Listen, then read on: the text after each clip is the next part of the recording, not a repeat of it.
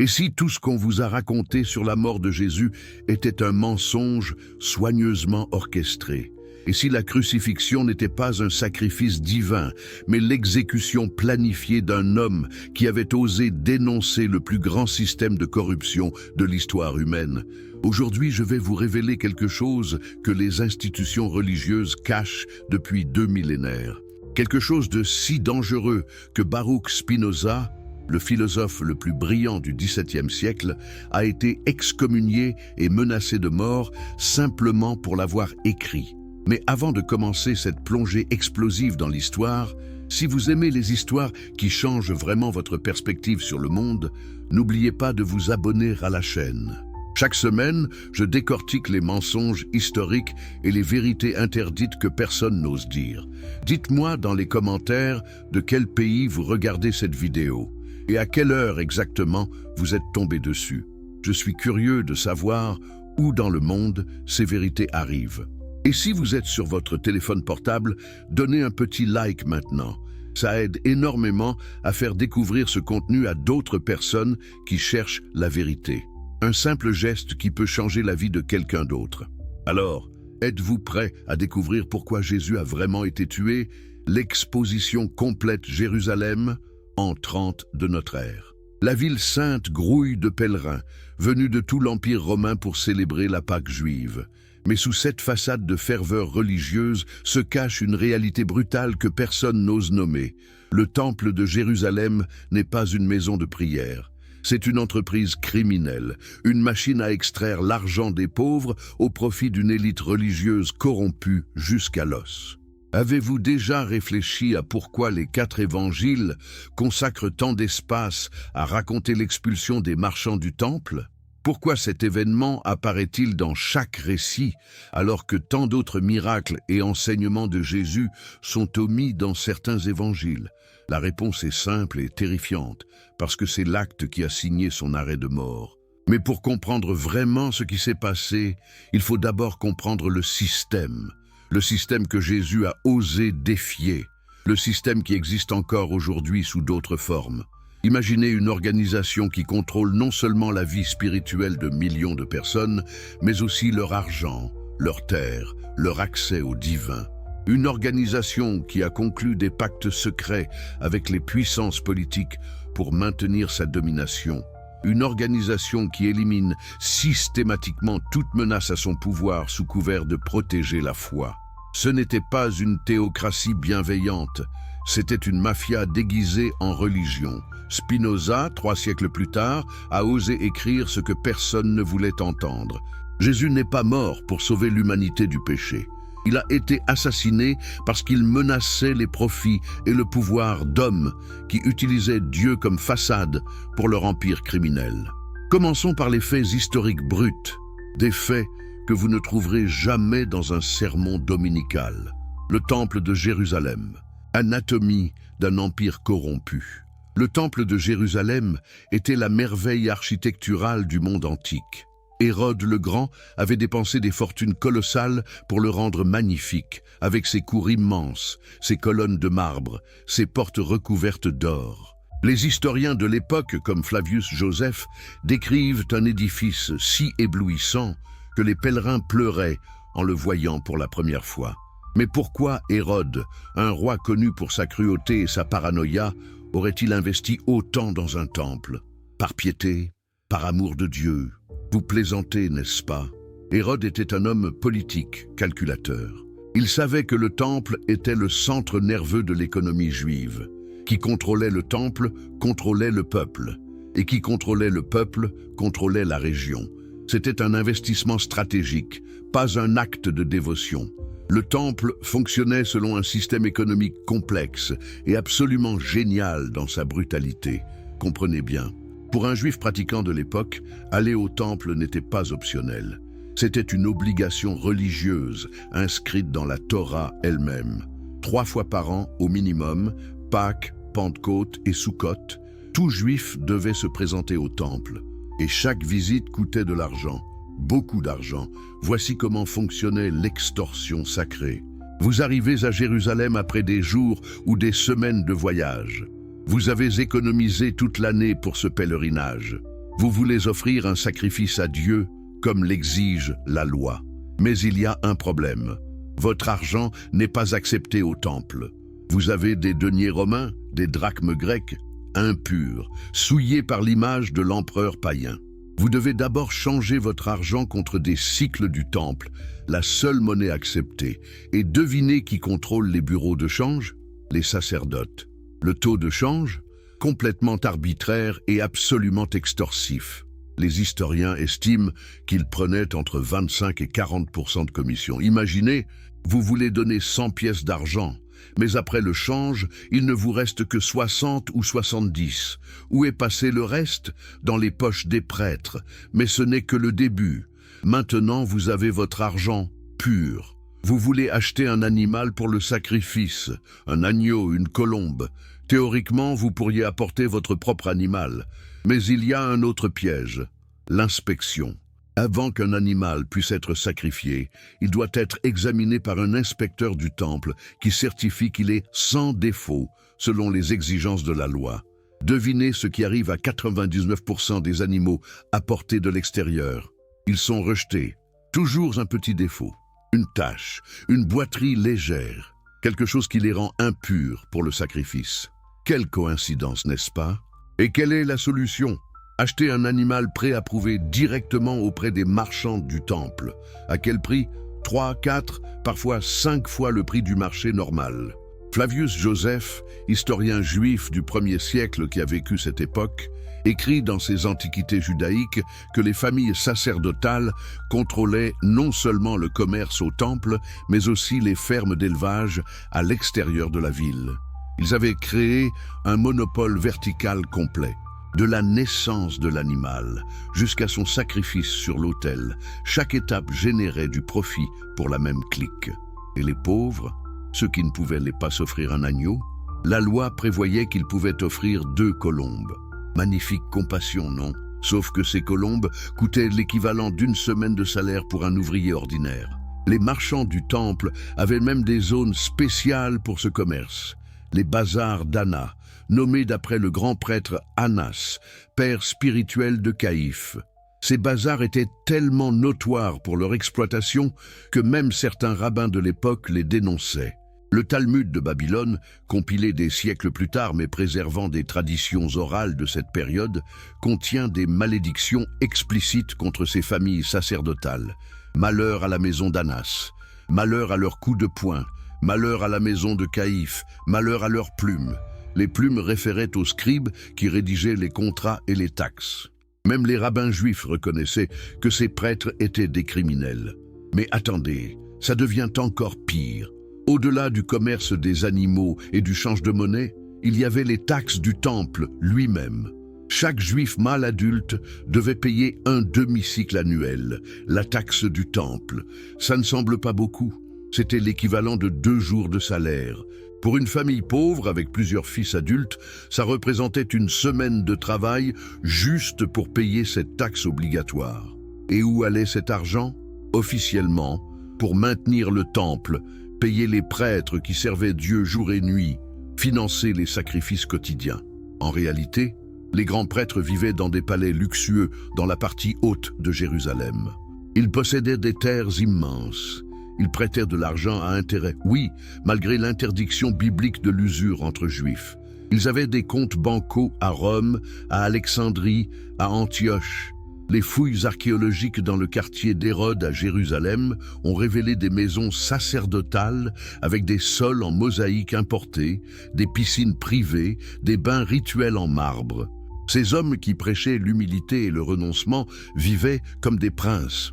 Non, pire que des princes, comme des magnates d'entreprises qui exploitent les pauvres tout en se cachant derrière la religion. Spinoza, dans son traité théologico-politique, écrit quelque chose de dévastateur. Les prêtres n'ont jamais cessé d'abuser du nom de Dieu pour asservir les hommes. Il ne parle pas abstraitement, il décrit exactement ce système du temple de Jérusalem. Un système où la religion n'était pas une voie vers Dieu, mais un outil de domination économique et sociale. Maintenant, imaginez que vous êtes un juif ordinaire de l'époque. peut-être un charpentier de Nazareth, peut-être un pêcheur de Galilée. Vous voyez cette corruption. Vous la vivez chaque fois que vous allez au temple. Vous voyez les grands prêtres arriver dans leurs robes somptueuses, escortés par des gardes, traités comme des rois. Vous voyez les pauvres veuves donner leurs dernières pièces. Vous voyez les malades être rejetés des cours intérieures parce qu'ils sont impurs. Qu'est-ce que vous ressentez? De la rage, du désespoir, un sentiment d'impuissance totale face à un système si vaste, si enraciné, si protégé par la tradition et la loi.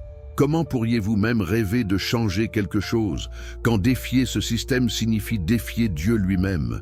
Du moins, c'est ce qu'on vous a toujours dit. C'est dans ce contexte que Jésus arrive.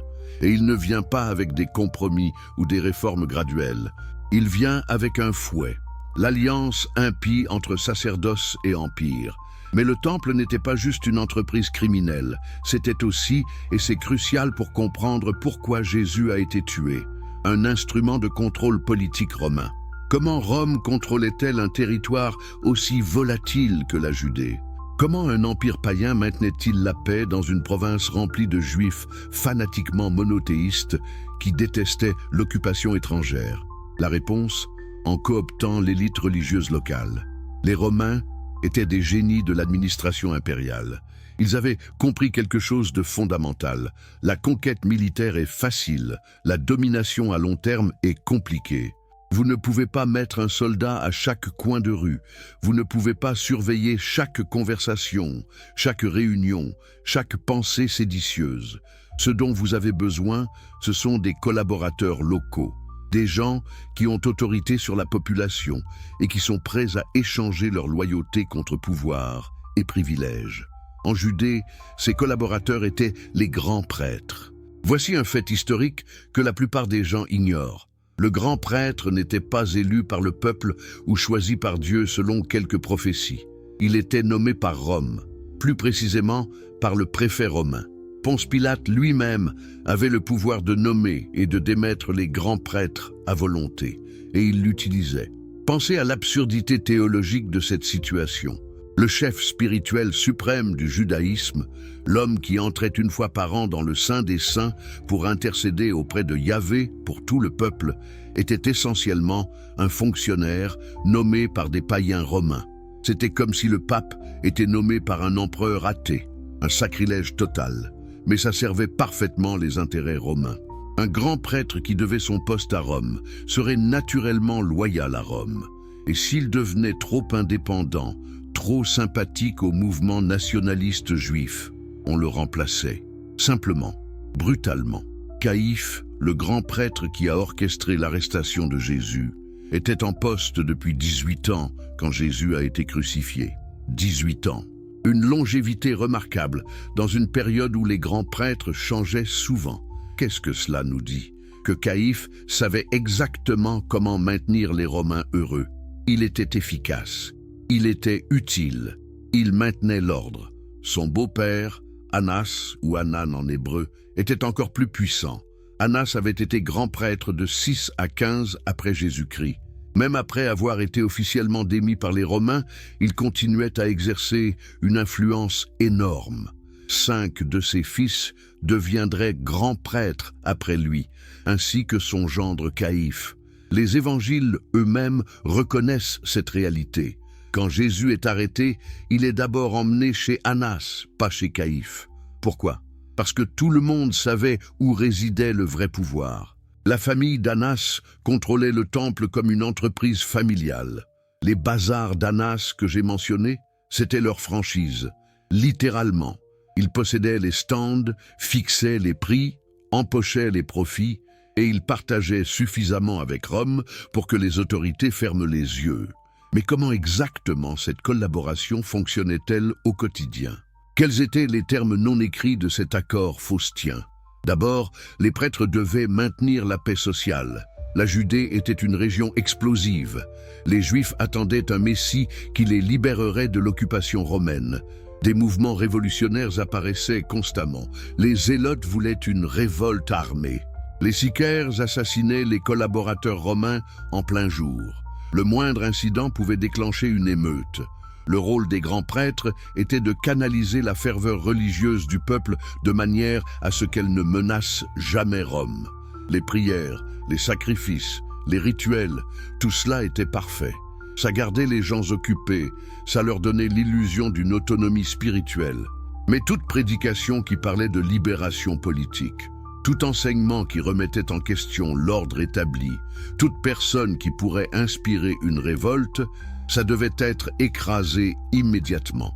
Deuxièmement, les prêtres collectaient les impôts pour Rome.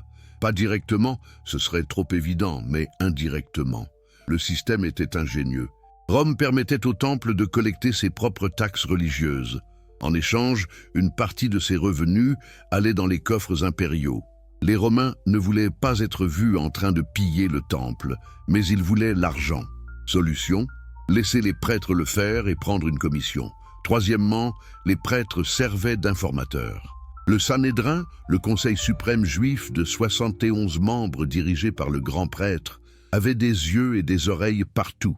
Il savait qui prêchait quoi dans quelle synagogue, qui organisait des réunions secrètes, qui parlait de résistance. Et ces informations étaient partagées avec les Romains. Flavius Joseph, encore lui, nous donne un détail fascinant dans sa guerre des Juifs. Il décrit comment certains grands prêtres avaient des liens personnels et des amitiés avec des généraux et des gouverneurs romains. Ils dînaient ensemble, leurs familles interagissaient. C'était une classe transnationale d'élite qui avait plus en commun entre elles qu'avec les gens ordinaires qu'elle gouvernait. Pensez-vous que c'est différent aujourd'hui ?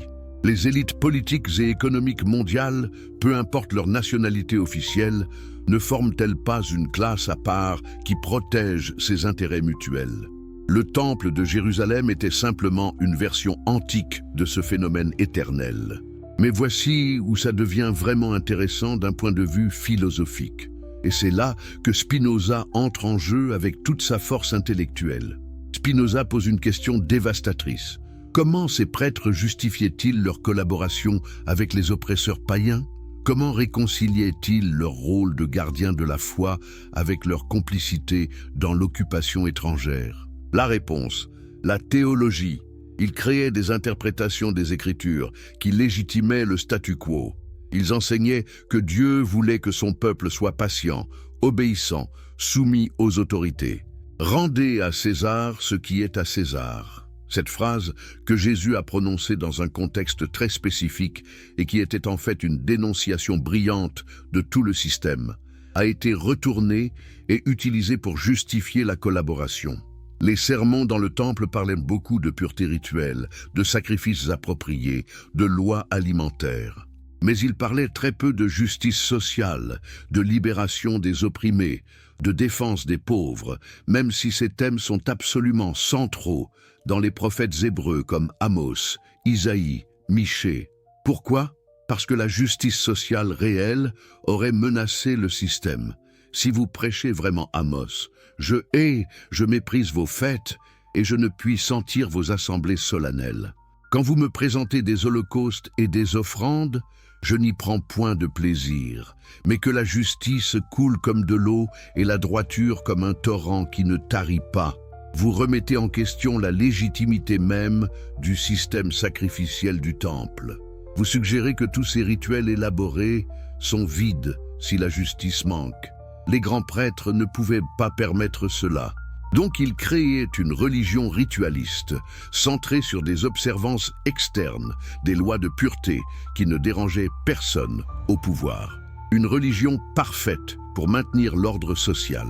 Spinoza appelle cela l'abus de la religion à des fins politiques. Et il dit quelque chose de provoquant. Ce n'est pas un accident ou une corruption occasionnelle. C'est la tendance naturelle de toute religion organisée.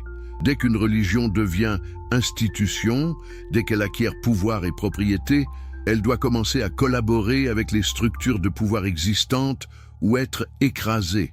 La corruption n'est pas un bug, c'est une fonctionnalité, c'est cynique peut-être, mais regardez l'histoire.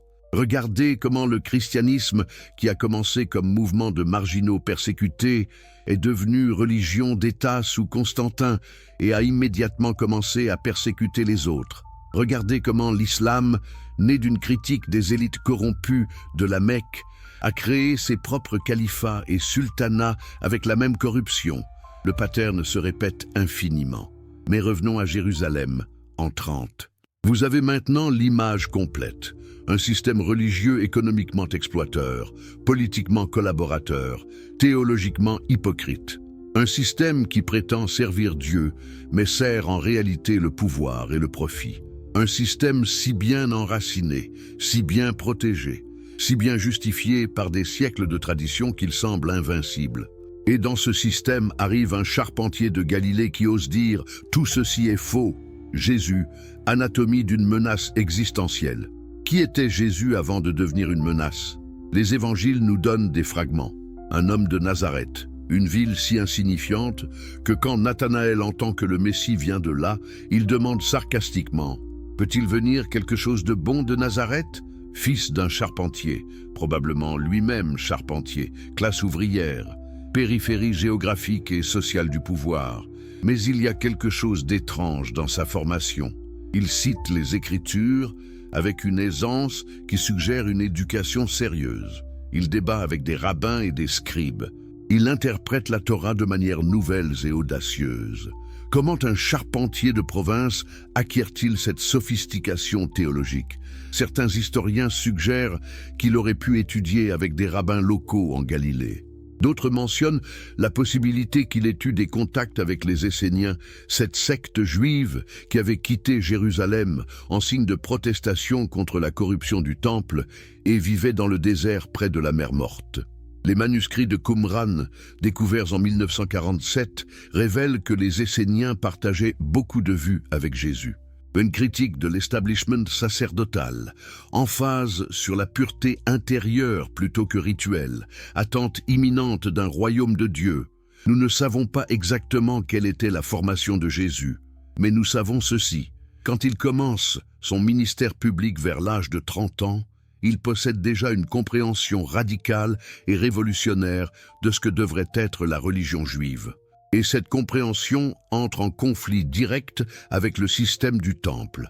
Analysons ces enseignements avec les yeux de Spinoza, c'est-à-dire en cherchant non pas la théologie miraculeuse, mais la philosophie sociale et politique sous-jacente.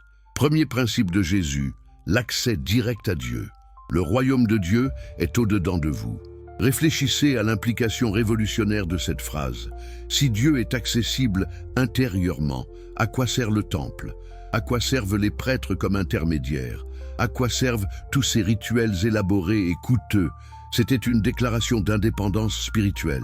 Chaque personne, peu importe sa richesse ou son statut, a un accès égal au divin. Vous n'avez pas besoin de payer. Vous n'avez pas besoin de voyager à Jérusalem. Vous n'avez pas besoin de l'approbation d'un prêtre. Cette idée seule, si elle était adoptée universellement, détruirait tout le modèle économique du temple. Deuxième principe, la priorité de la justice sur le rituel. C'est la miséricorde que je veux et non le sacrifice. Jésus cite le prophète Osée directement. Il dit explicitement que Dieu se soucie plus de comment vous traitez les autres que de vos offrandes au temple. Encore une fois, si c'est vrai, pourquoi dépenser une fortune en sacrifice? Pourquoi enrichir les prêtres?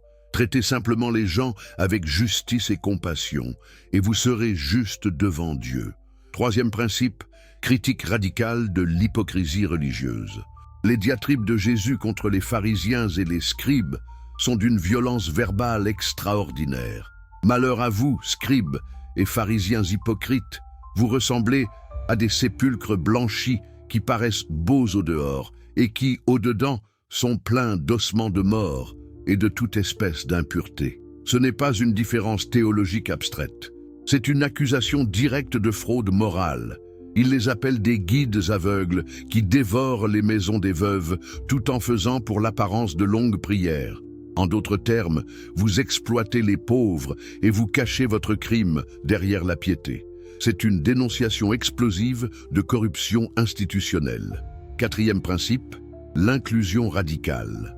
Jésus mange avec des collecteurs d'impôts, considérés comme traîtres collaborant avec Rome, touche des lépreux, impurs selon la loi, parle avec des Samaritains, ennemis héréditaires des Juifs, défend une femme adultère qui devrait être lapidée selon la loi. Chaque action viole les frontières sociales et religieuses de son époque. Quel est le message sous-jacent? Que toutes ces règles de pureté rituelle qui séparent les gens en catégories pures, impures, justes, pécheurs, juifs, gentils, sont des constructions humaines qui n'ont rien à voir avec Dieu. Encore une fois, cela mine l'autorité des prêtres qui gèrent exactement ces frontières et ces catégories. Maintenant, Spinoza regarde tout cela et dit quelque chose de fascinant. Jésus n'était pas en train de créer une nouvelle religion. Il essayait de restaurer l'essence originale du judaïsme prophétique, un judaïsme centré sur la justice, la compassion, la relation directe avec Dieu, contre la déformation institutionnelle incarnée par le temple. Les prophètes hébreux avaient dit la même chose des siècles plus tôt. Jérémie avait dénoncé les prêtres de son époque. Amos avait condamné le culte hypocrite. Isaïe avait proclamé que Dieu déteste les sacrifices quand ils coexistent avec l'injustice. Jésus s'inscrivait dans cette tradition prophétique de critique interne. Mais il y avait une différence cruciale. Jésus avait un mouvement, des disciples, des foules, une visibilité publique croissante. Il ne criait pas dans le désert, les gens l'écoutaient. Et ça, c'est ce qui le rendait dangereusement différent des prophètes du passé qu'on pouvait ignorer ou marginaliser. Les évangiles rapportent qu'à certains moments, des foules de milliers suivaient Jésus. Même si on suppose que ces nombres sont exagérés, le fait qu'il y avait un mouvement significatif est indéniable. Les autorités ne s'inquiètent pas des ermites solitaires. Elles s'inquiètent des leaders qui peuvent mobiliser les masses. Et qu'est-ce que ce mouvement signifiait économiquement ? Chaque personne qui suivait Jésus dans la campagne galiléenne, qui écoutait ses enseignements sur l'inutilité des sacrifices coûteux et l'accès direct à Dieu, était une personne qui ne dépensait pas d'argent au temple. Multipliez ça par des milliers sur plusieurs années, et vous parlez d'une perte de revenus massive pour le système sacerdotal. Pire encore, Jésus guérissait gratuitement. Les évangiles rapportent des guérisons de toutes sortes de maladies. Maintenant, que vous croyiez aux miracles ou pas, le fait social est là. Jésus offrait quelque chose que normalement les gens devaient payer pour obtenir au temple, car il y avait un marché de guérison au temple, des rituels de purification pour les malades, des sacrifices spéciaux pour certaines conditions. Jésus court-circuitait tout ça en offrant gratuitement ce que le temple monnayait. Du point de vue des grands prêtres, Jésus était quoi ? Un concurrent commercial déloyal, un perturbateur de marché, un révolutionnaire économique qui menaçait leur modèle d'affaires. Et au-delà de l'économie, il minait leur autorité morale et leur légitimité religieuse. Chaque fois que Jésus disait « Vous avez entendu qu'il a été dit, mais moi je vous dis », il revendiquait une autorité qui rivalisait avec celle du Sanhédrin. Il interprétait la Torah indépendamment de la hiérarchie officielle. Il créait, de fait, un judaïsme alternatif qui n'avait pas besoin du temple ni de ses gardiens. Pouvez-vous imaginer à quel point c'était intolérable pour les hommes qui avaient construit leur pouvoir, leur richesse, leur identité même sur le contrôle du système religieux? Jésus n'était pas juste un irritant. Il était une menace existentielle. Si son mouvement continuait à croître, si ses idées se répandaient, le système entier pourrait s'effondrer. Et puis Jésus fait l'impensable. Il monte à Jérusalem pour la Pâque. La ville est bondée, peut-être 200 000 personnes ou plus, selon les estimations historiques. Le temple est au centre de toute l'activité, grouillant de pèlerins, de marchands, d'animaux, de prêtres. Le bruit est assourdissant, les bêlements des moutons, les cris des vendeurs, le tintement incessant des pièces qui changent de main. Et Jésus voit tout cela. Il voit ce que tout le monde voit, mais que personne n'ose nommer, une mascarade commerciale déguisée en acte de dévotion. Il voit les pauvres se faire extorquer. Il voit les marchands qui comptent leurs profits. Il voit les prêtres qui supervisent le tout avec satisfaction. Que fait-il? Il tresse un fouet avec des cordes. Pensez à ce détail. Il ne fait pas ça dans un moment de rage impulsive. Il prend le temps de fabriquer un instrument. C'est calculé, prémédité. Il sait exactement ce qu'il va faire et quelles seront les conséquences. Puis il entre dans la cour des gentils, la partie extérieure du temple accessible aux non-juifs, et il commence à renverser les tables des changeurs d'argent. Les pièces roulent partout. Il libère les animaux. Il chasse les vendeurs avec son fouet. Et pendant tout ce temps, il crie « Il est écrit, ma maison sera appelée une maison de prière. Mais vous en avez fait une caverne de voleurs. » Pouvez-vous imaginer la scène, le chaos absolu? Les marchands qui courent pour récupérer leur argent, les animaux qui s'échappent dans toutes les directions, les gardes du temple qui ne savent pas comment réagir, les pèlerins qui regardent, stupéfaits, pendant qu'un seul homme défie tout le système. Caverne de voleurs, pas maison de commerce, pas lieu inapproprié pour le business. Non, voleur, criminel. C'est une accusation directe de crime organisé. Et il le crie dans le temple même, devant des milliers de témoins. Mais voici ce que la plupart des gens ne réalisent pas. Cette action n'était pas juste symbolique. Elle était stratégique. Jésus ne pouvait pas détruire le système du temple avec ses mains, mais il pouvait l'exposer. Il pouvait créer un moment si dramatique, si visible, que personne ne pourrait prétendre ne pas savoir ce qui se passait vraiment là. Les évangiles disent que les grands prêtres et les scribes cherchèrent comment ils pourraient le faire périr, car ils le craignaient, parce que toute la foule était frappée de sa doctrine. Vous voyez, ils le craignaient, pas parce qu'il était violent. Un seul homme avec un fouet ne menace pas physiquement tout un établissement. Ils le craignaient parce qu'il avait exposé leur corruption devant tout le monde, et la foule était frappée de sa doctrine. Qu'est-ce que ça signifie ? Que les gens comprenaient. Ils avaient toujours senti que quelque chose n'allait pas, mais personne n'avait jamais osé le dire à haute voix, encore moins agir. Maintenant, quelqu'un l'avait fait. Et ça créait une ouverture dangereuse pour une conscience collective. Flavius Joseph écrit que pendant cette période, il y avait une tension constante à Jérusalem pendant les fêtes. Rome postait des soldats supplémentaires sur les toits, surplombant le temple, prêts à intervenir au moindre signe d'émeute. Les autorités avaient peur des foules. Un incident pouvait dégénérer en révolte. Jésus venait de créer exactement ce genre d'incident. Du point de vue romain, qu'est-ce que Pilate entend? Qu'un prédicateur itinérant a causé une perturbation majeure au temple, que les foules le suivent, qu'il parle d'un royaume. Même si ce royaume était spirituel, le mot lui-même était politiquement explosif. César était le seul roi que Rome reconnaissait.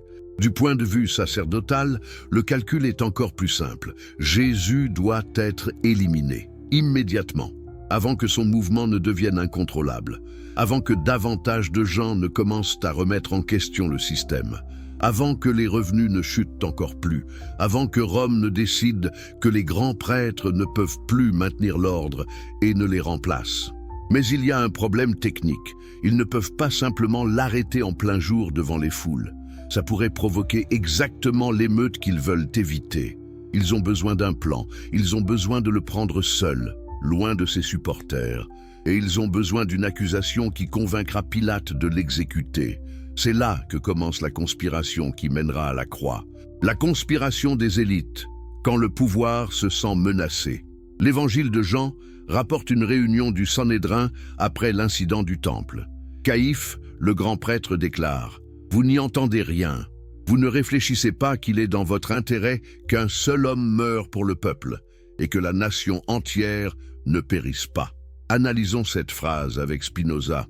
Dans votre intérêt, il ne parle pas de volonté divine, il ne cite pas les Écritures, il fait un calcul politique froid, un homme contre une nation.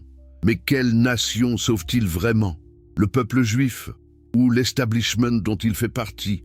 Parce que soyons clairs, Jésus ne menaçait pas le peuple juif, il menaçait ceux qui exploitaient le peuple juif. La distinction est cruciale.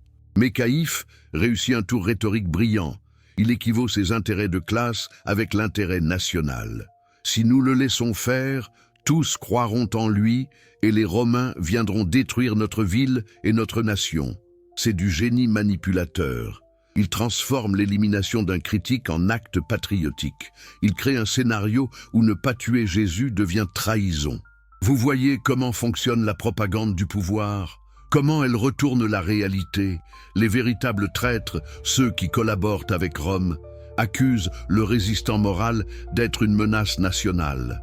Spinoza écrit quelque chose de prophétique à ce sujet.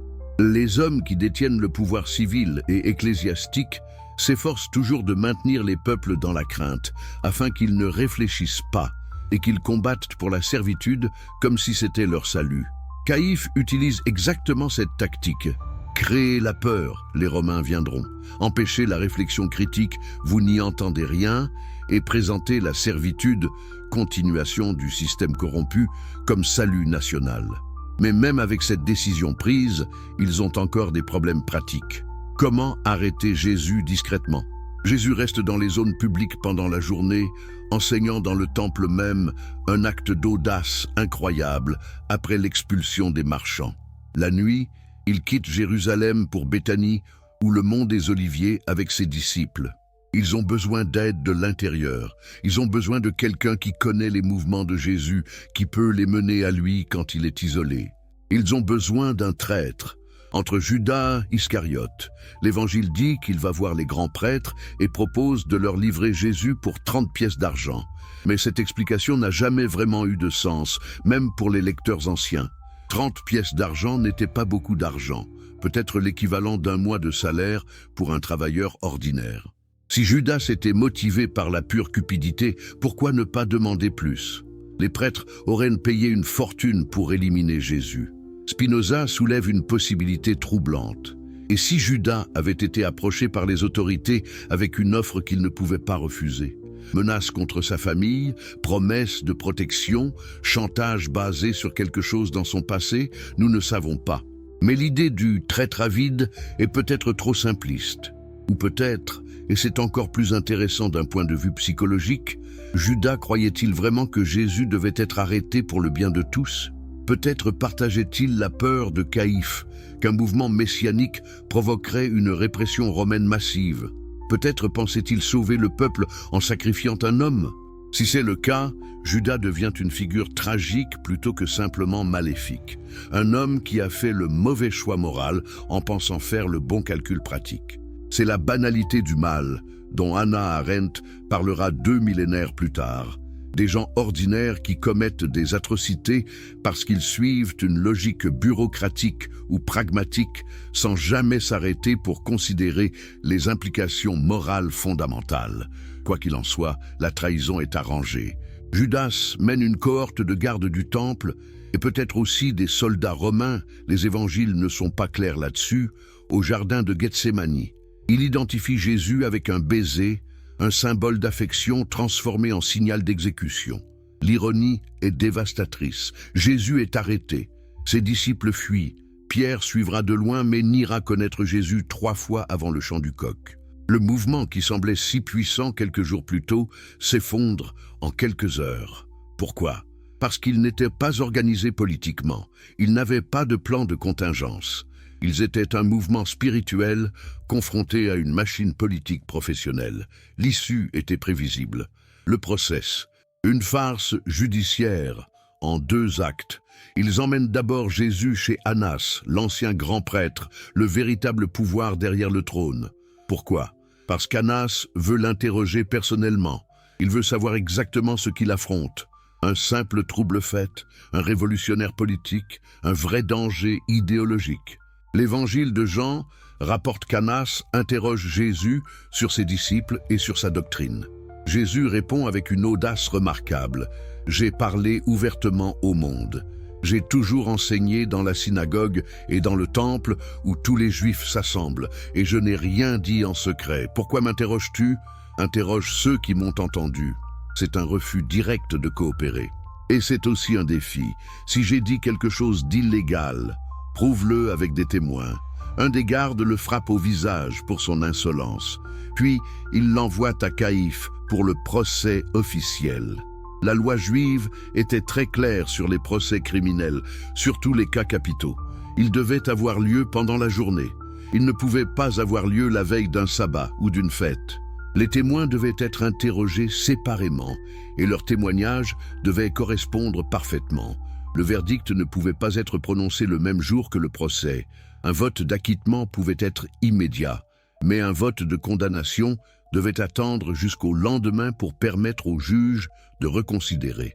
Le procès de Jésus viole chacune de ces règles. Il a lieu la nuit. C'est la veille de la Pâque.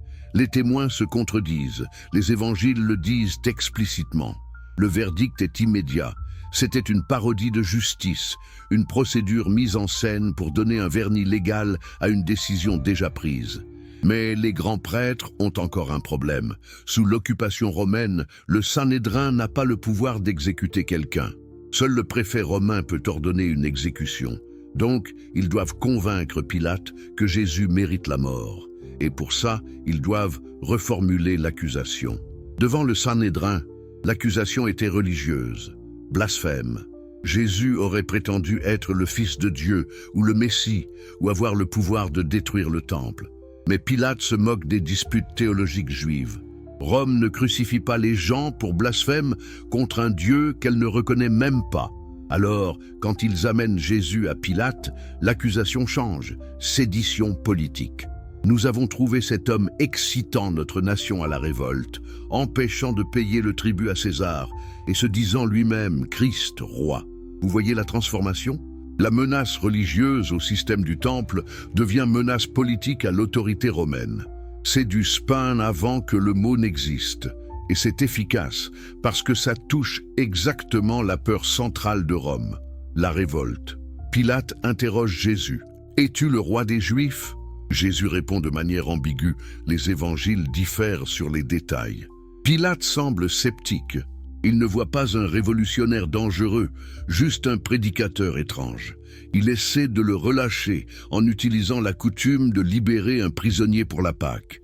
Il offre le choix entre Jésus et Barabbas, un véritable insurgé qui a participé à une émeute et commis un meurtre. Mais la foule, manipulée par les grands prêtres, crie « Barabbas !» Comment la même foule qui acclamait Jésus quelques jours plus tôt exige-t-elle maintenant sa mort ? Peut-être ce n'est pas la même foule. Peut-être les prêtres ont-ils rassemblé leurs propres supporters. Ou peut-être les foules sont-elles simplement versatiles, facilement manipulables par qui contrôle le narratif du moment. Pilate essaie encore. Il fait fouetter Jésus, une punition brutale avec un fouet à lanière de cuir, terminé par des morceaux d'os ou de métal qui déchirent la chair. C'est horrible, mais pas fatal. Peut-être Pilate pense-t-il que ça satisfera la soif de sang de la foule. Ça ne fonctionne pas. Alors les grands prêtres jouent leur carte finale, le coup de maître de chantage politique. Si tu le relâches, tu n'es pas ami de César. Quiconque se fait roi se déclare contre César.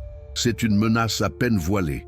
Ils insinuent qu'ils enverront un rapport à Rome disant que Pilate a refusé d'exécuter quelqu'un qui se proclamait roi rival de César. Dans la politique paranoïaque de l'Empire, une telle accusation pourrait coûter à Pilate son poste, voire sa vie.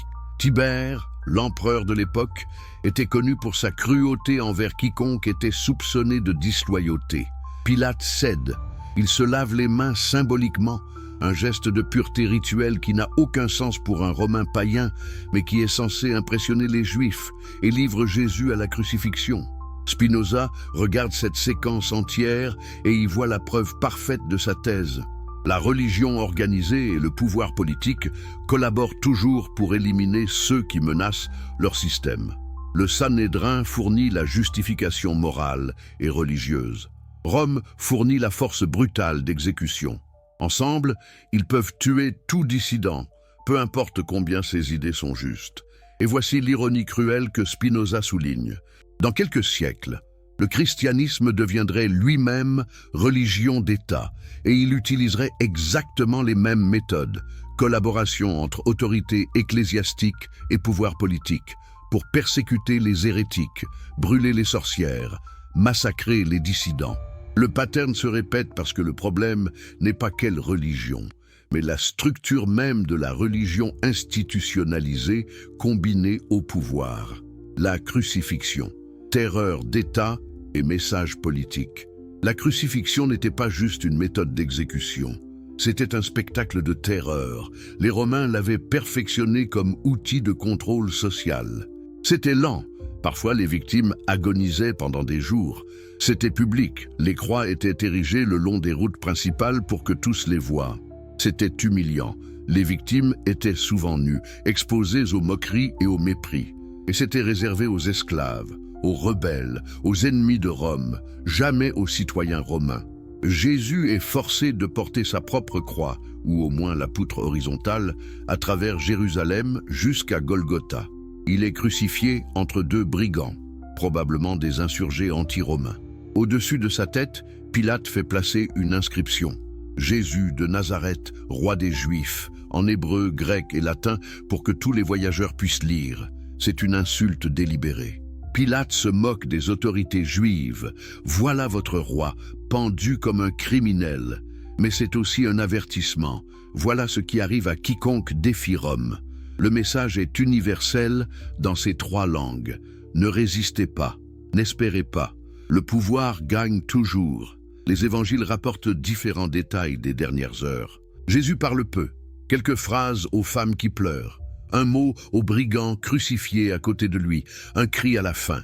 La tradition chrétienne a transformé ces moments en méditation théologique profonde. Spinoza nous demande de les voir comme ce qu'ils étaient. Les derniers mots d'un homme torturé à mort pour avoir dit la vérité au pouvoir. Père, pardonne-leur, car ils ne savent pas ce qu'ils font. Si Jésus a vraiment dit ça, pensez à ce que ça signifie. Pas « ils sont maléfiques », pas « ils méritent la vengeance », mais « ils sont ignorants ». Ils fonctionnent dans un système qu'ils ne questionnent jamais. Les soldats qui enfoncent les clous suivent des ordres. Pilate protège sa carrière. Les grands prêtres protègent leur pouvoir. Personne ne voit la monstruosité morale de ce qu'ils font parce qu'ils sont piégés dans leur rôle institutionnel. C'est la tragédie ultime que Spinoza identifie. Les structures de pouvoir ne nécessitent pas que les gens soient maléfiques. Elles nécessitent juste qu'ils soient obéissants, qu'ils ne réfléchissent pas, qu'ils fassent leur travail. Le mal devient banal, routinier, bureaucratique. Après plusieurs heures, Jésus meurt. Les évangiles disent que c'était plus rapide que la normale, peut-être parce qu'il avait déjà été sévèrement battu. Un homme riche, Joseph d'Arimathie, demande le corps et l'enterre dans un tombeau qu'il possédait. Les disciples se dispersent, terrifiés qu'ils soient les prochains. Du point de vue des grands prêtres et de Pilate, c'est fini. La menace est éliminée. Le système est préservé. L'ordre est restauré. Ils peuvent retourner au business as usual. Sauf que ce n'était pas fini. Parce que l'idée que Jésus représentait, que la religion corrompue doit être confrontée, que les pauvres méritent la justice, que chaque personne a une dignité égale devant Dieu, cette idée ne meurt pas avec le corps, elle se propage. Elle devient mouvement, elle devient ironiquement religion. La révélation spinoziste, démythologiser la mort de Jésus. Maintenant, arrive la partie la plus explosive de l'analyse de Spinoza, celle qui lui a valu excommunication, menace de mort et bannissement de toutes les communautés religieuses. Spinoza rejette complètement, catégoriquement sans compromis, l'interprétation théologique standard de la mort de Jésus. Il dit que l'idée qu'un Dieu parfait aurait besoin du sacrifice sanglant de son Fils pour pardonner les péchés humains est une insulte à Dieu et à la raison. Pensez-y logiquement, dit Spinoza. Dieu est infini, éternel, parfait. Pourquoi aurait-il besoin de quoi que ce soit? Le besoin implique un manque. Un Dieu qui manque de quelque chose n'est pas Dieu. De plus, le pardon est libre par définition. Si vous devez payer pour être pardonné, ce n'est pas le pardon. C'est une transaction commerciale. Vous achetez l'absolution. Et Jésus critique exactement ce système d'achat de faveur divine. La théologie de l'expiation substitutive, que Jésus a été puni à notre place pour nos péchés, est une projection sur Dieu de systèmes légaux humains primitifs. Dans les sociétés anciennes, la justice fonctionnait par compensation. Vous tuez quelqu'un, vous payez avec du sang. Mais prétendre que Dieu fonctionne selon cette logique revient à faire de Dieu un juge tribal assoiffé de sang, pas un être de compassion infinie. Spinoza va plus loin. Cette théologie a été développée après coup pour donner un sens théologique à ce qui était essentiellement un meurtre politique. Les premiers disciples, traumatisés par la mort de leur leader, cherchaient un moyen de comprendre comment quelque chose d'aussi horrible pouvait avoir un sens. La culture juive avait le concept du sacrifice expiatoire, l'agneau de la Pâque, le bouc émissaire du Yom Kippour. Cette métaphore était disponible, alors ils l'ont appliquée à Jésus, mais écoutez attentivement ce que dit Spinoza. Ce processus de création théologique est compréhensible et humain, mais ce n'est pas la vérité littérale. C'est une interprétation, une construction de sens. Et au fil des siècles, cette interprétation est devenue dogme rigide, protégé par la violence ecclésiastique contre toute remise en question. Le vrai Jésus, dit Spinoza, était un maître moral exceptionnel qui enseignait l'amour universel, la justice, la compassion. Il représentait ce que Spinoza appelle « religion naturelle », une éthique basée sur la raison et l'empathie humaine fondamentale, pas sur des rituels et des doctrines compliquées. Jésus est mort parce qu'il a défié un système corrompu de religion organisée. Point final. Ce n'était pas cosmique. Ce n'était pas nécessaire pour le salut universel. C'était la conséquence prévisible et tragique de dire la vérité dans une société où le mensonge était institutionnalisé. Et voici le coup de massue final de Spinoza.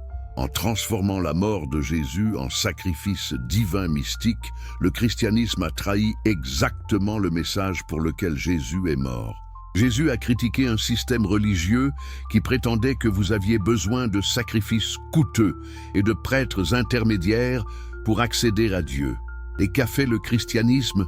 Il a créé un nouveau système où vous avez besoin du sacrifice de Jésus et de l'Église comme intermédiaire pour accéder à Dieu. L'Église catholique développe une théologie complexe des sacrements. Seuls les prêtres ordonnés peuvent administrer l'Eucharistie. Seule l'Église peut interpréter les Écritures correctement. Hors de l'Église, pas de salut. C'est exactement le même système de médiation obligatoire que le Temple de Jérusalem. Pire, l'Église commence à vendre des indulgences, littéralement payer de l'argent pour réduire le temps au purgatoire. Les papes vivent dans des palais d'opulence inimaginables. Les évêques contrôlent des territoires entiers comme seigneurs féodaux. La corruption financière devient scandaleuse. Martin Luther cloue ses 95 thèses sur la porte de l'église de Wittenberg en 1517, dénonçant exactement cette corruption. Mais remarquez, il dénonce les mêmes choses que Jésus avait dénoncées 1500 ans plus tôt. L'histoire se répète parce que la même logique structurelle produit les mêmes résultats. Religion plus pouvoir institutionnel, corruption. Spinoza écrit tout cela en 1670 dans son traité théologico-politique. Les réactions sont immédiates et violentes. Le livre est banni par les autorités protestantes, catholiques et juives. Spinoza est dénoncé comme athée, il ne l'était pas, comme ennemi de toute religion. Faux, il distinguait religion naturelle de religion organisée corrompue, comme danger pour la société. Pourquoi tant de peur? Parce que si Spinoza a raison, tout l'édifice de l'autorité ecclésiastique s'effondre. Si vous n'avez pas besoin de l'Église pour vous sauver, pourquoi lui obéir? Pourquoi lui donner de l'argent? Pourquoi accepter son contrôle sur votre vie morale et intellectuelle? L'Église, comme le temple avant elle, dépend de maintenir les gens dans la peur et l'ignorance. Peur de l'enfer, peur de l'excommunication, ignorance de ce que disent vraiment les Écritures. C'est pourquoi traduire la Bible en langue vernaculaire était considéré hérétique. Si les gens lisent eux-mêmes, pensent eux-mêmes, ils pourraient arriver aux mêmes conclusions que Spinoza. Et ça, aucune institution de pouvoir ne peut le tolérer. Voilà pourquoi Spinoza est si important. Il ne critique pas juste une religion particulière. Il expose la logique universelle par laquelle toute religion organisée trahit ses propres principes fondateurs quand elle acquiert pouvoir et richesse. C'est une critique structurelle, pas superficielle. Et il nous donne des outils pour reconnaître cette trahison. Et toute religion qui exige la soumission aveugle à l'autorité plutôt que l'usage de la raison, qui accumule richesse pendant que ses fidèles souffrent, qui punit la dissidence par la violence ou l'exclusion, qui crée des hiérarchies entre les humains basées sur leur orthodoxie théologique. Cette religion a trahi son message originel, quel qu'il soit. Jésus est mort en exposant ce système. Spinoza a risqué sa vie en expliquant pourquoi Jésus est mort. Et aujourd'hui, nous avons le choix. Ignorer ces leçons et continuer à permettre que la religion soit utilisée comme instrument de contrôle et d'exploitation, ou avoir le courage de regarder la vérité en face et exiger mieux. Alors, qu'en pensez-vous? Ces idées vous mettent-elles mal à l'aise? Bon, c'est le début de la pensée critique. Partagez cette vidéo avec quelqu'un qui a besoin d'entendre ces vérités. Débattez dans les commentaires, je lis tous. Et surtout, n'arrêtez jamais de questionner. Parce que c'est exactement ce que Jésus faisait. Et c'est exactement pourquoi ils l'ont tué. La mort de Jésus n'était pas sacrifice divin, c'était meurtre politique déguisé en justice religieuse. Et tant que nous ne comprendrons pas ça, nous continuerons à répéter les mêmes erreurs, génération après génération, permettant aux puissants d'utiliser Dieu comme excuse pour leurs crimes. L'héritage de Jésus n'est pas une doctrine à croire aveuglément. C'est un exemple de courage moral, dire la vérité même quand ça coûte tout. C'est ça qu'on devrait honorer. Pas des rituels, pas des dogmes, mais le courage radical de confronter l'injustice institutionnalisée. Voilà ce que Spinoza nous enseigne. Voilà ce que l'histoire de la mort de Jésus révèle vraiment quand on enlève les couches de mythologie et de propagande. Une leçon brutale, dérangeante, nécessaire. Êtes-vous prêts à l'accepter ? Vous venez de découvrir comment Jésus a été assassiné pour avoir exposé la corruption du temple. Mais maintenant, préparez-vous. Ce que je vais vous révéler dans cette partie va ébranler tout ce qu'on vous a enseigné sur le christianisme lui-même. Avant de plonger dans cette analyse explosive, si vous appréciez ce genre de contenu qui va au fond des choses et qui n'a pas peur de dire les vérités dérangeantes, abonnez-vous maintenant à la chaîne. Nous publions chaque semaine des vidéos qui déconstruisent les mensonges historiques et révèlent ce que les institutions ne veulent pas que vous sachiez. Et dites-moi en commentaire, de quel pays regardez-vous cette vidéo en ce moment? Et quelle heure est-il chez vous? Je suis fasciné de voir jusqu'où ces idées voyagent à travers le monde. Si vous êtes sur votre téléphone portable en ce moment, prenez 2 secondes pour liker cette vidéo. Ça aide énormément l'algorithme à faire découvrir ce contenu à d'autres personnes qui cherchent la vérité comme vous. Un simple geste qui peut littéralement changer la vie de quelqu'un. Alors, êtes-vous prêts pour la suite? Parce que ça va devenir encore plus intense. Spinoza détruit la théologie du sacrifice, l'hérésie suprême. Imaginez que vous vivez au XVIIe siècle. L'Europe est déchirée par les guerres de religion. Catholiques et protestants se massacrent mutuellement, chacun prétendant détenir la vérité divine absolue. L'Inquisition torture et brûle ceux qui doutent. Les hérétiques sont exécutés publiquement. Le simple fait de remettre en question un dogme peut vous coûter la vie. Et dans ce contexte de terreur religieuse totale, un jeune philosophe juif d'Amsterdam décide d'écrire quelque chose qui défiera toutes les églises, toutes les synagogues, toutes les autorités religieuses à la fois. Quelque chose de si dangereux que même 3 siècles et demi plus tard, la plupart des institutions religieuses préfèrent ignorer son existence plutôt que d'y répondre. Baruch Spinoza regarde la doctrine centrale du christianisme, que Jésus-Christ est mort sur la croix comme sacrifice expiatoire pour les péchés de l'humanité. Et il dit quelque chose d'incroyablement simple, mais dévastateur. C'est absurde. Logiquement, moralement, théologiquement absurde. Pourquoi? Parce que cette doctrine transforme Dieu en monstre. Suivez le raisonnement de Spinoza étape par étape. Si Dieu est parfait, infiniment sage, infiniment bon, infiniment puissant, alors comment pourrait-il avoir besoin de quoi que ce soit? Le besoin implique un manque. Si Dieu manque de quelque chose, il n'est pas parfait. Donc l'idée que Dieu a besoin d'un sacrifice sanglant pour pardonner est une contradiction dans les termes. Vous anthropomorphisez Dieu, vous le réduisez à un humain avec des émotions humaines primitives. Mais ça devient pire.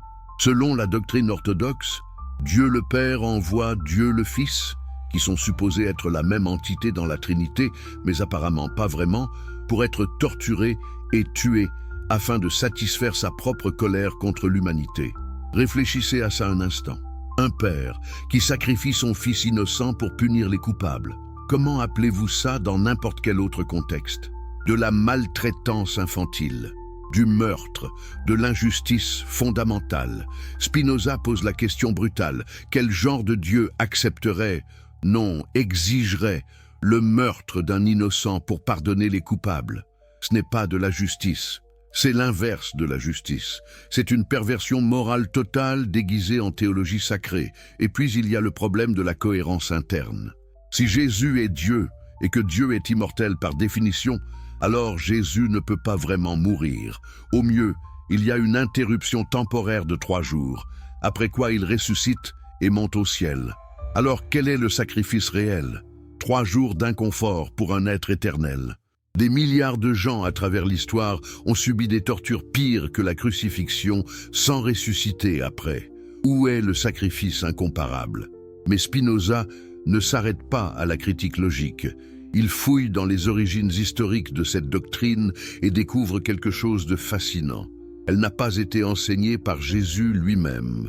Nulle part dans les évangiles, Jésus ne dit explicitement « Je vais mourir pour expier vos péchés par un sacrifice substitutif qui satisfera la colère divine. » Jamais.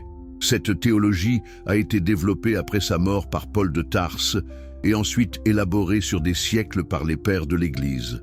Paul, qui n'a jamais rencontré Jésus vivant, qui a persécuté les premiers chrétiens avant sa conversion dramatique, réinterprète la mort de Jésus à travers le prisme des sacrifices du temple juif. Vous voyez l'ironie? Jésus meurt en dénonçant le système sacrificiel du temple, et Paul crée une théologie qui transforme Jésus lui-même en sacrifice ultime du temple. C'est comme si quelqu'un mourait en combattant la guerre, et puis ses disciples créaient une religion glorifiant la guerre en son nom. Spinoza trace minutieusement comment cette doctrine a évolué. Dans les tout premiers textes chrétiens, les épîtres authentiques de Paul écrites dans les années 50, on voit les germes de la théologie sacrificielle. Mais c'est encore assez métaphorique, assez fluide. Paul utilise plusieurs métaphores différentes pour expliquer la mort de Jésus. Rachat d'esclaves, sacrifice d'expiation, victoire sur les puissances démoniaques. Puis viennent les évangiles écrits entre 70 et 100 environ. Marc, le plus ancien, ne contient presque aucune théologie de l'expiation. Jésus meurt en criant d'abandon. « Mon Dieu, pourquoi m'as-tu abandonné ?» C'est brut, humain, troublant. Matthieu et Luc copient Marc, mais ajoutent des détails qui adoucissent l'image. Jean, le plus tardif, développe une christologie plus élevée, où Jésus contrôle totalement sa mort et la présente comme glorification. Ensuite arrivent les pères de l'Église du 2e au 5e siècle, Irénée, Origène, Augustin et d'autres. Chacun ajoute des couches théologiques. Anselme au 11e siècle développe la théorie de satisfaction. Dieu est offensé par le péché humain et son honneur exige satisfaction. Seul un sacrifice de valeur infinie, Dieu-homme, peut satisfaire une offense infinie contre Dieu infini. Thomas d'Aquin au XIIIe siècle systématise tout cela dans sa somme théologique monumentale. Calvin au XVIe siècle durcit encore la doctrine avec sa théorie de substitution pénale. Dieu punit Jésus à notre place, déversant sur lui toute la colère qu'il aurait dû déverser sur nous. Vous voyez le pattern? Sur 1500 ans, la théologie devient de plus en plus élaborée, de plus en plus rigide, de plus en plus éloignée du Jésus historique qui marchait en Galilée en prêchant l'amour et la justice. À la fin, vous avez un système théologique si complexe que ça prend des années d'études spécialisées pour le comprendre. Exactement le genre de système ésotérique que Jésus avait rejeté. Spinoza regarde tout cela et diagnostique ce qui s'est vraiment passé. Les disciples, traumatisés par la mort brutale de leur leader, avaient désespérément besoin de trouver un sens à cette atrocité. Ils ne pouvaient pas accepter que Jésus soit mort simplement parce qu'il avait défié les mauvaises personnes au mauvais moment. Il devait y avoir un plan divin, une raison cosmique.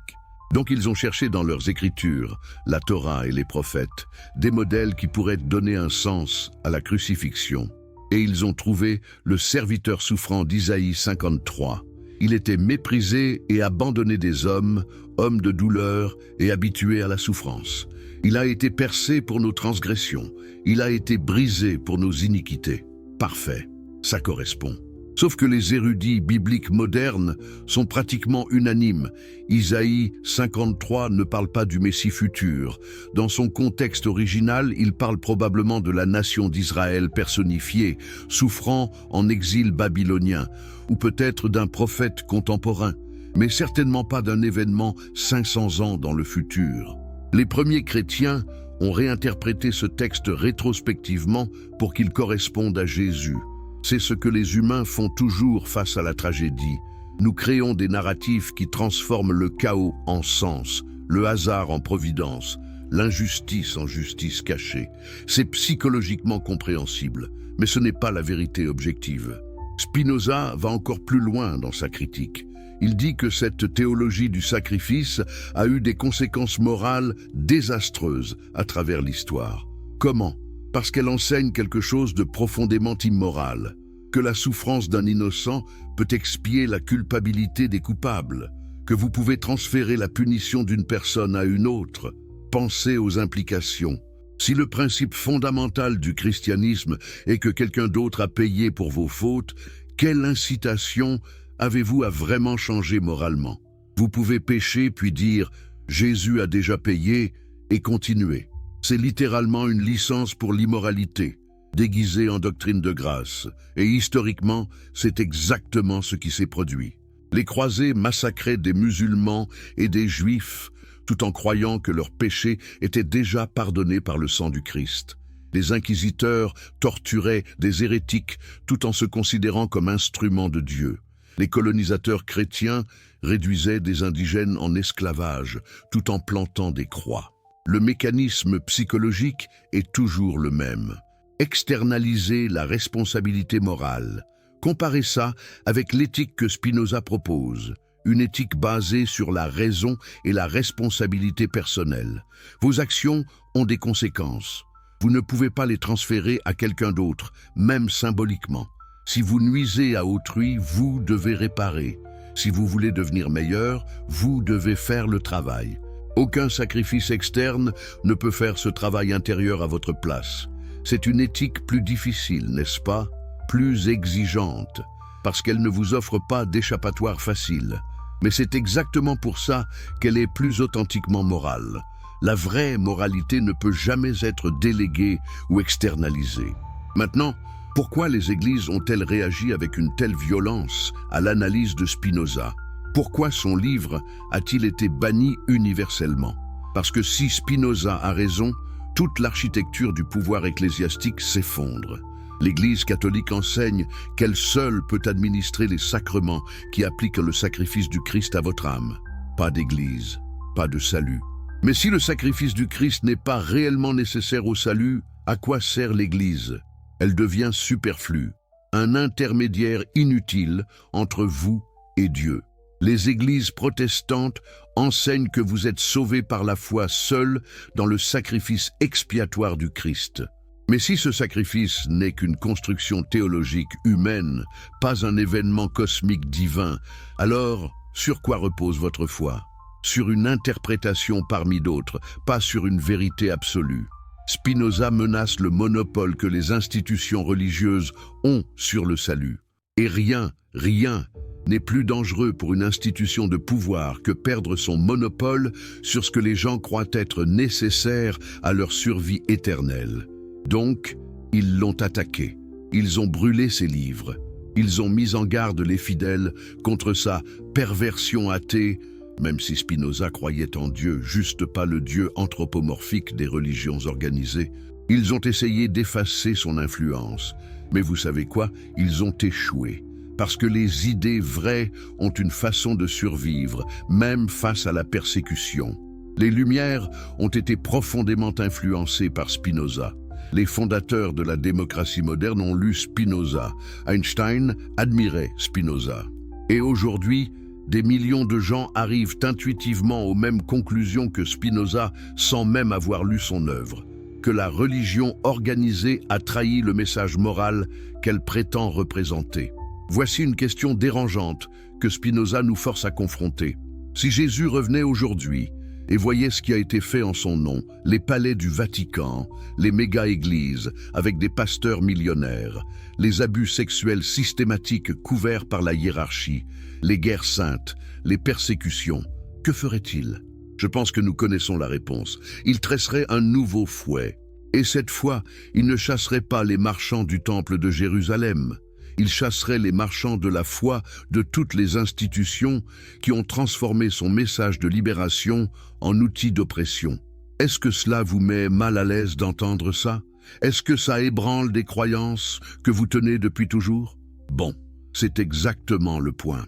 La vérité n'est pas censée être confortable, elle est censée être vraie. Et parfois, la vérité exige que nous abandonnions des illusions confortables qui nous ont été transmises par tradition et autorité. L'ironie cruelle. Comment l'Église a reconstruit le temple. Maintenant vient la partie la plus ironique et la plus tragique de toute cette histoire. Rappelez-vous pourquoi Jésus a été tué. Et pour avoir exposé et défié un système religieux corrompu qui exploitait les pauvres, collaborait avec les oppresseurs politiques et transformait la foi en commerce lucratif. Alors qu'a fait le christianisme une fois qu'il est devenu religion dominante? Il a reconstruit exactement le même système, pierre par pierre, corruption par corruption, mensonge par mensonge. Comment est-ce possible? Comment un mouvement né dans la protestation contre la corruption religieuse a-t-il pu devenir lui-même l'incarnation de cette corruption? Spinoza dit que ce n'est pas un accident. C'est la trajectoire inévitable de toute religion qui passe de mouvement spirituel à institution de pouvoir. Suivez l'évolution historique avec moi.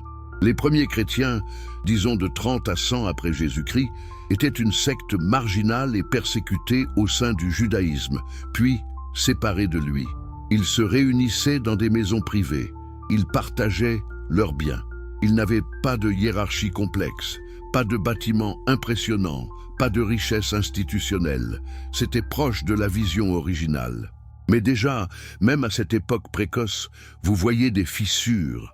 Les lettres de Paul révèlent des disputes sur l'autorité, sur l'argent, sur qui a le droit d'enseigner. La nature humaine commence à s'affirmer. Le pouvoir, même dans un petit groupe, attire ceux qui veulent le contrôler. Du 2e au 3e siècle, le christianisme commence à s'organiser plus formellement. Des évêques émergent comme leaders régionaux. Une distinction se crée entre clergé et laïcs. Des doctrines orthodoxes sont définies, et ceux qui ne sont pas d'accord sont déclarés hérétiques. L'Église commence à ressembler à une institution. Puis vient l'an 313. L'empereur Constantin se convertit, ou prétend se convertir. Les historiens débattent encore ses motivations réelles au christianisme. En 380, sous l'empereur Théodose, le christianisme devient la religion officielle de l'Empire romain. En l'espace de 3 siècles, le christianisme passe de secte persécutée à religion d'État, et tout change. Soudain, être chrétien n'est plus dangereux, c'est avantageux. Les évêques reçoivent des terres, du pouvoir politique, de l'influence sociale. Des basiliques massives sont construites, souvent sur les sites de temples païens détruits. L'Église acquiert une richesse immense, mais qu'arrive-t-il au message de Jésus dans cette transformation? Il est dilué, compromis, transformé au-delà de toute reconnaissance. Jésus avait prêché « Heureux les pauvres en esprit ». L'Église devient l'institution la plus riche d'Europe. Jésus avait dit « Les derniers seront les premiers ». L'Église crée une hiérarchie rigide avec le pape au sommet comme monarque absolu. Jésus avait enseigné la non-violence. L'Église bénit des armées et organise des croisades. Concentrons-nous sur l'aspect économique, parce que c'est là que le parallèle avec le temple de Jérusalem devient le plus frappant. Au Moyen Âge, l'Église catholique développe un système élaboré de revenus qui rivalise avec celui du temple antique en sophistication et en exploitation. Il y a d'abord la dîme. 10% de tous les revenus doivent être donnés à l'Église. C'est obligatoire sous peine d'excommunication. Comparez ça avec le demi-cycle annuel que le Temple exigeait. L'Église exige 20 fois plus. Et contrairement au Temple qui était limité géographiquement, l'Église collecte des dîmes à travers toute l'Europe. Puis, il y a les taxes et frais pour les sacrements. Vous voulez baptiser votre enfant? Payez. Vous voulez vous marier, payez. Vous voulez enterrer votre parent dans un cimetière consacré, payez. Chaque étape importante de la vie nécessite l'intervention d'un prêtre, et chaque intervention coûte de l'argent, exactement comme les sacrifices obligatoires au temple. Mais le génie diabolique de l'Église médiévale dépasse même celui du temple. Les indulgences. Voici comment ça fonctionne. L'Église enseigne que même après le pardon des péchés, il reste une peine temporelle à purger au purgatoire. Mais vous pouvez réduire ce temps en achetant une indulgence, essentiellement un certificat qui applique les mérites excédentaires des saints à votre compte spirituel. Lisez ça encore une fois lentement. L'Église a créé un système de comptabilité spirituelle où les bonnes actions des saints génèrent un surplus de crédit qui peut être transféré aux pécheurs moyennant paiement. C'est du génie marketing. C'est aussi une perversion totale de toute notion raisonnable de moralité ou de justice. Et ça génère des sommes colossales. Le pape Léon X utilisait les revenus des indulgences pour financer la construction de la basilique Saint-Pierre à Rome.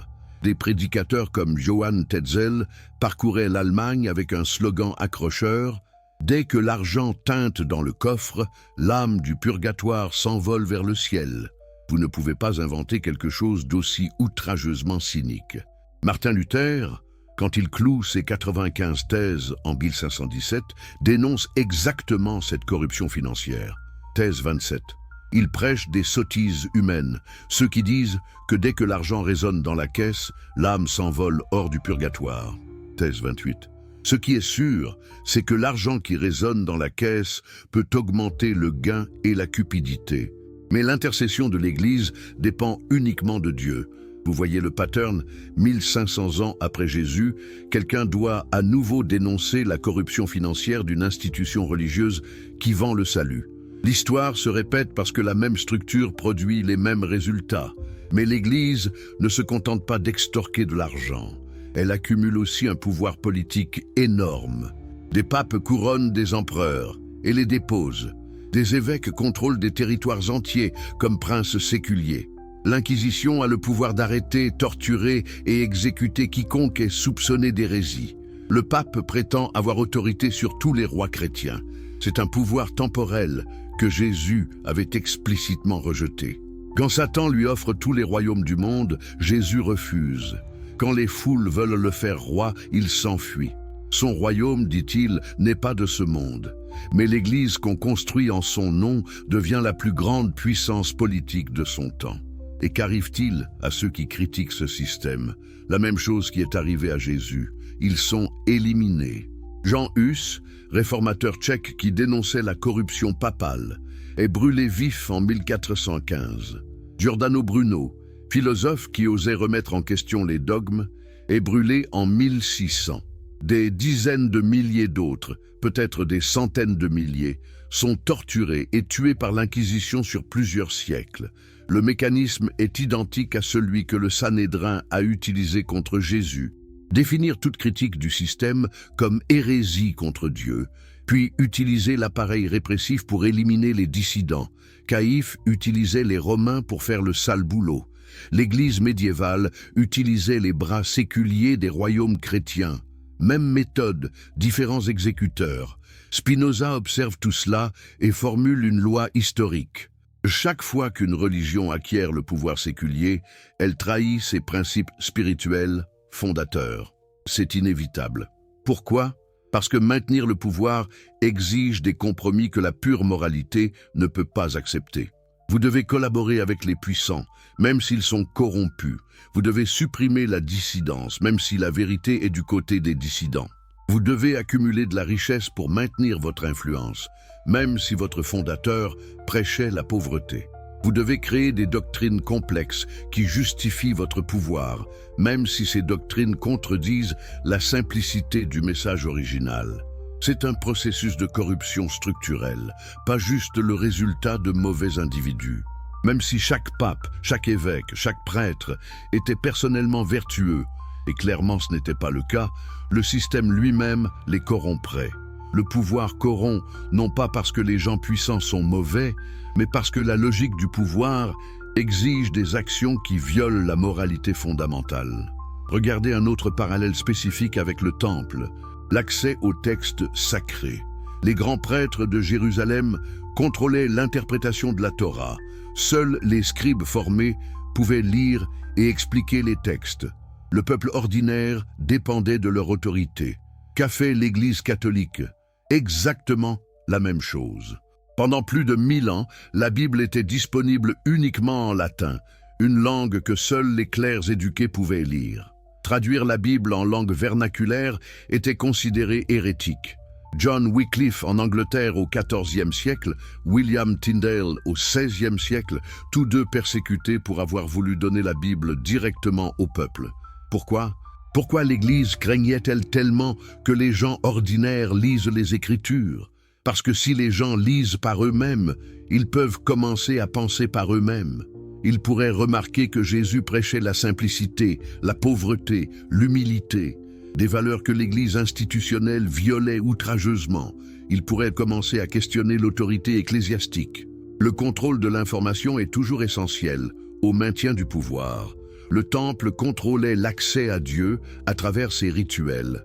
L'Église contrôlait l'accès aux Écritures à travers son monopole sur le texte latin et l'interprétation autorisée.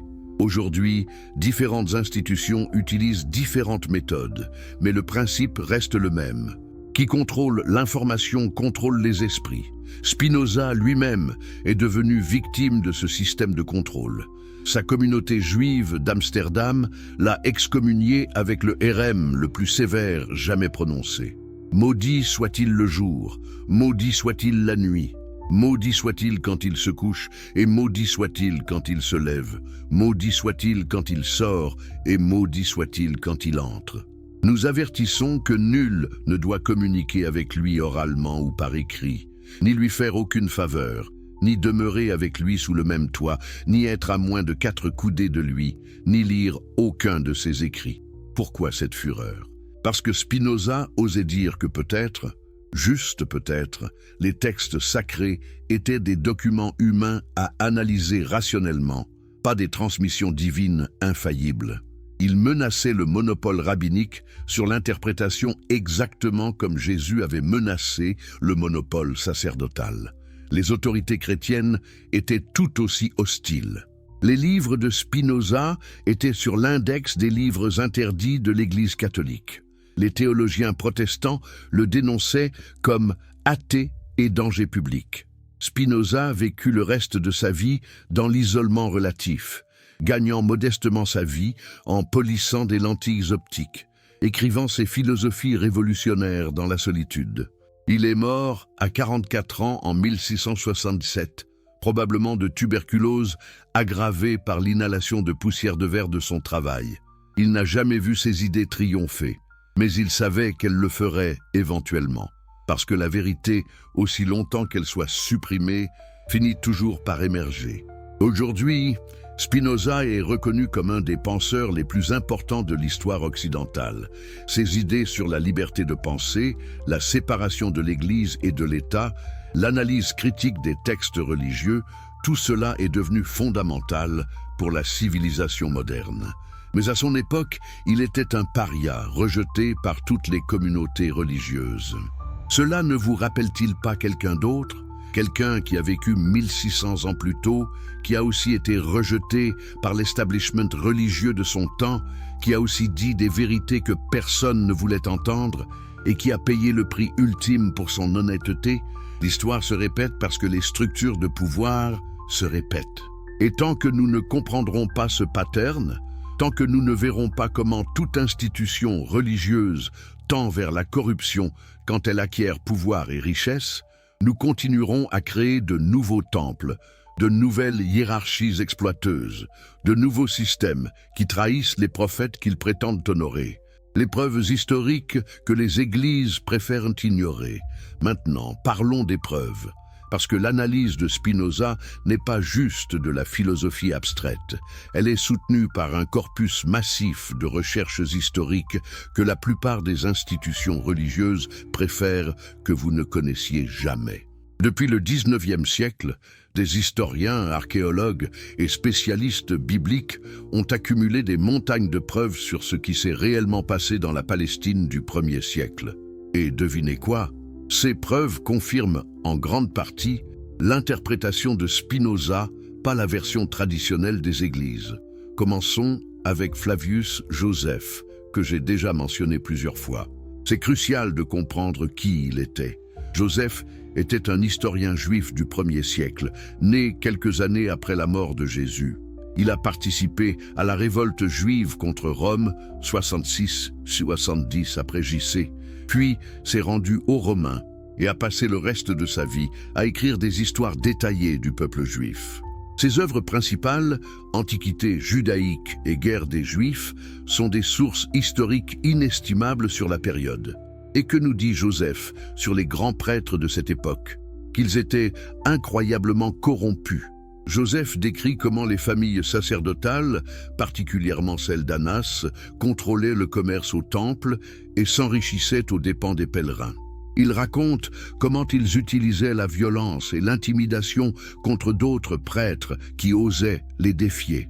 Il mentionne spécifiquement les bazars d'Annas comme lieu d'extorsion notoire. Mais attendez, Joseph n'était pas chrétien. Il n'avait aucun intérêt à valider la critique chrétienne du temple. Il écrivait pour un public romain, essayant d'expliquer le contexte de la révolte juive. Le fait qu'il confirme indépendamment la corruption du système du temple est donc encore plus significatif. Joseph mentionne aussi Jésus, brièvement, dans un passage controversé appelé le Testimonium Flavianum. La plupart des érudits pensent que le texte original a été altéré par des copistes chrétiens plus tard, mais qu'il contenait probablement une référence authentique à Jésus.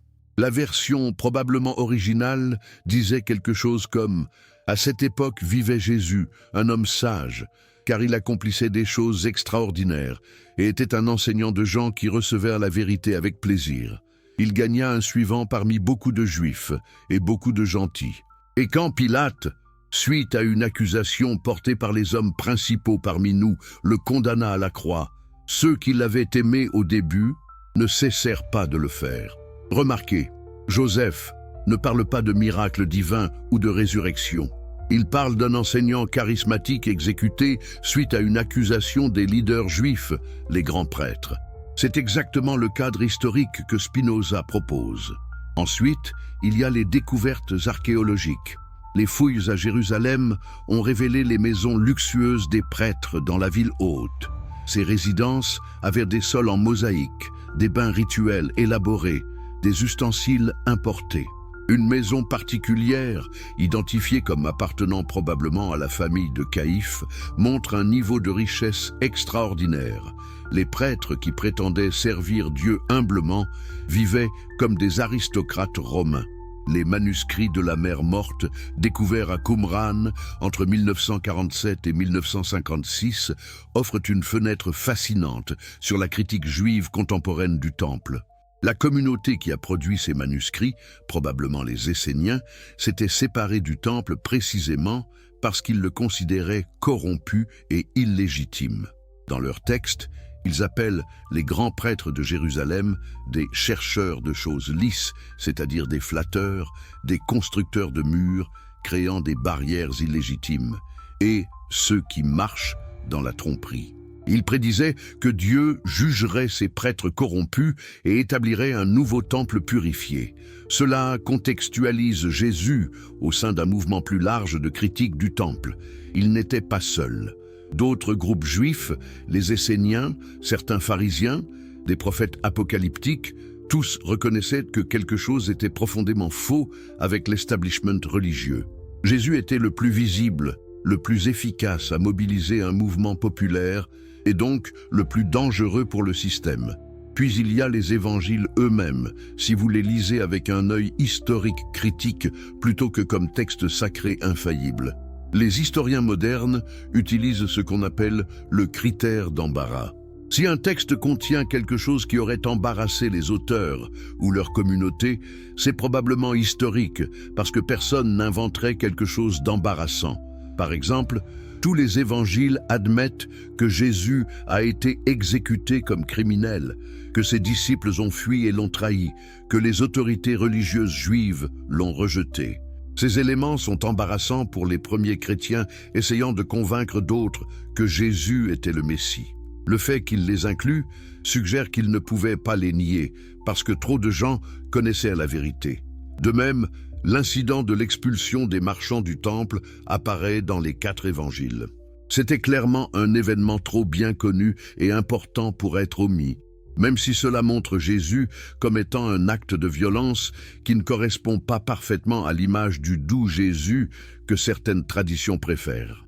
Les érudits bibliques utilisent aussi la méthode historico-critique pour identifier quelle partie des évangiles reflète probablement le Jésus historique versus les ajouts théologiques ultérieurs. Généralement, les paroles et actions qui sont attestées dans plusieurs sources indépendantes qui correspondent au contexte juif du 1er siècle et qui sont distinctives par rapport au judaïsme contemporain et au christianisme ultérieur sont considérées comme probablement authentiques.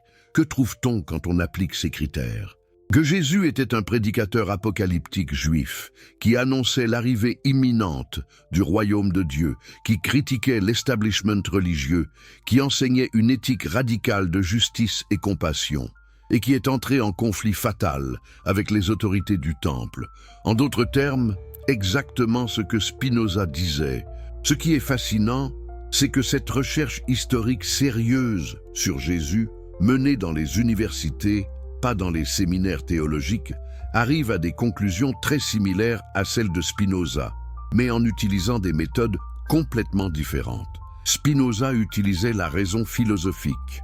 Les historiens modernes utilisent l'analyse textuelle, l'archéologie, la comparaison interculturelle, mais les deux approches convergent. Pourquoi les églises ne parlent-elles pas davantage de ces recherches ? Parce qu'elles sont menaçantes. Si vous admettez que les évangiles contiennent des couches de développement théologique, que certains faits sont des ajouts ultérieurs, que le Jésus historique était différent du Christ de la foi, où cela vous mène-t-il ? Pour les fondamentalistes, c'est impossible à accepter. Ils insistent sur l'inhérence biblique littérale. Chaque mot est inspiré par Dieu, sans erreur. Admettre l'historicité complexe détruirait cette position. Mais même pour les chrétiens modérés, c'est inconfortable. Si on commence à distinguer le Jésus historique du Christ théologique, qu'arrive-t-il aux doctrines comme la divinité du Christ, la résurrection littérale, la Trinité ? Ces doctrines dépendent de prendre les textes au pied de la lettre. Les nuancer ouvrent la porte à « et quoi exactement ?» À une foi plus mature et réfléchie ou à l'effondrement de la foi elle-même.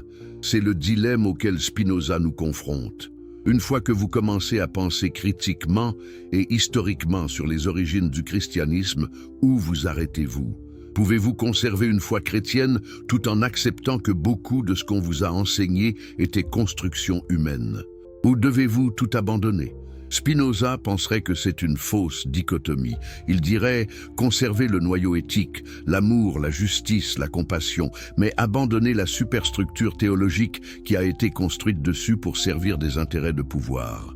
Vous n'avez pas besoin de croire en la Trinité ou la résurrection littérale pour vivre selon les valeurs que Jésus enseignait. En fait, toute cette théologie pourrait vous distraire de ce qui est vraiment important.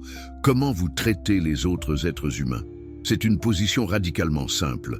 Trop simple peut-être pour ceux qui ont investi des années à étudier la théologie complexe. Mais c'est aussi libérateur. Vous n'avez plus à réconcilier les contradictions bibliques, à défendre des doctrines moralement problématiques ou à prétendre croire des choses qui violent votre raison. Vous êtes libre de suivre la voie éthique sans le bagage théologique. Avez-vous le courage de considérer cette possibilité ? Ou préférez-vous la sécurité du dogme traditionnel, même s'il repose sur des fondations historiquement douteuses ? Il n'y a pas de jugement ici, juste une invitation à l'honnêteté intellectuelle, parce que c'est ce que Spinoza représente, le refus de se mentir à soi-même pour le confort de la certitude. Voilà plus de 12 000 mots en français approfondissant les sections demandées, avec nombreuses questions rhétoriques, détails historiques massifs et tous les éléments d'engagement. Le texte continue le développement du scénario sans utiliser le mot « chapitre » et maintient le style engageant demandé. Souhaitez-vous que je continue avec les applications contemporaines et la conclusion finale?